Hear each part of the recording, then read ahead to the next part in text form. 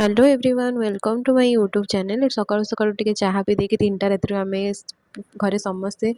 बाहर जाइतलु केन्दुझर माँ तारिणी का दर्शन करने पई रेडी मैंने बहुत सारा मस्ती करुले गाड़ी रे एते गाड़ी भी जाऊ नथला जेडू 3टा राति हेतला तापरे धीरे धीरे आस्ते आस्ते सकाळ ही आस्तिला फाइनली आमे जाइकी माँ को मंदिर पाखरे पहुँची गलु तापरे सेठी एते जोरे शीत होतला जे हमने तो जैकेट पिंधिया को बाध्य हेलु बहुत जोरे शीत ठंडा लगुला सेठी बहुत जोरे ठंडा पड़ूला तापर ये आम समस्ते जाकि माँ को मंदिर में फाइनाली पहुँची गलु जेहेतु मंदिर भितर को फोन अलाउ नाला तो मु वीडियो नहीं पारिनी यार रास्तार व्यू तो बहुत सुंदर थिला तापर आम रास्तार टिके बरा घुगुनी खाई पुणी बाहर ट्रावेल करूँ सान घागरा तापर ये मो भाई तार कौन करुला गाड़ी भितर बसिकी तापरे आगर रास्ता पहाड़ पहाड़ एत सुंदर देखा जाउतला पहाड़र व्यू एत सुंदर थिला जे आम समस्त वीडियो ऑन करके बसलु रेकर्ड करने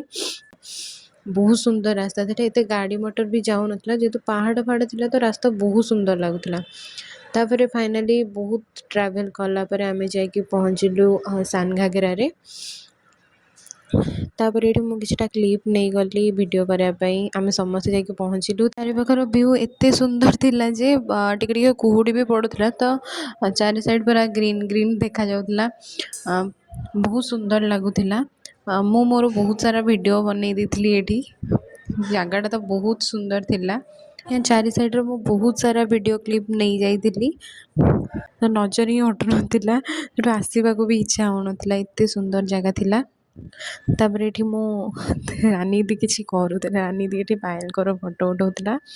मो भाई ये पोज देकी छिड़ा मुझे तार फोटो नेबी बोली आउ भाई आउ भाउज तांकर रील्स बनवाई प्रैक्टिस करुले कि ये समस्त क्लिप मु नहीं जाइए जेहेतु आम समस्ते जाइलु तापर फाइनाली मुझे वीडियो नहीं जाइए पोस्ट करने बहुत सारा वीडियो करी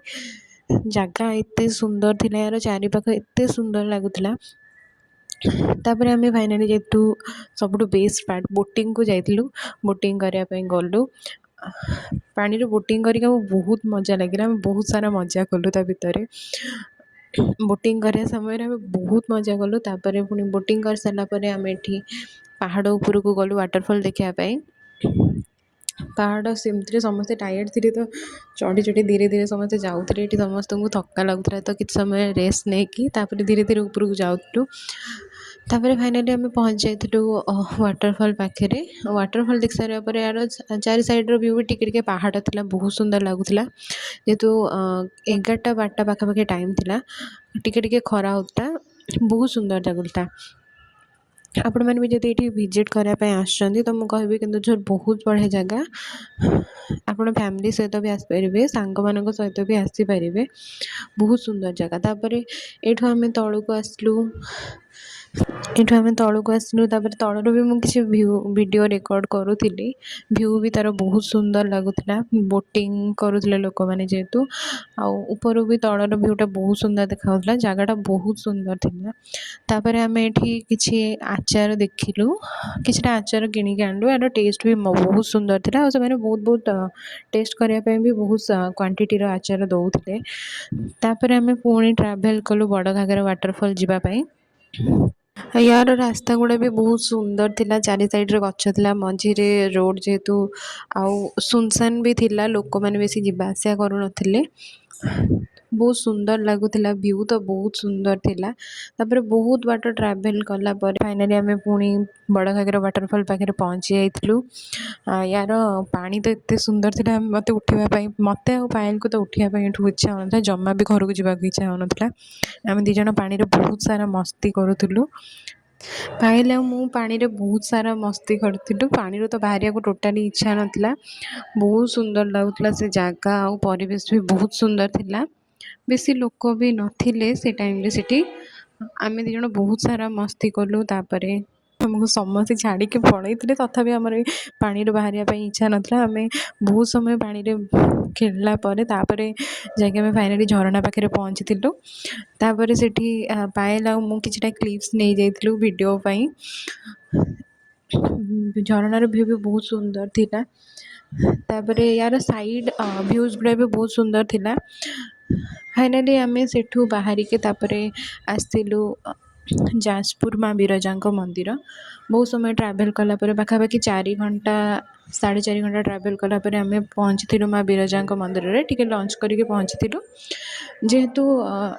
ଆମେ ଏତେ ଟାୟାର୍ଡ଼ ଥିଲୁ ତ ଆଉ ଲଞ୍ଚ୍ର ତ ମୁଁ ଆଉ ଭିଡ଼ିଓ ନେଇପାରିଲିନି।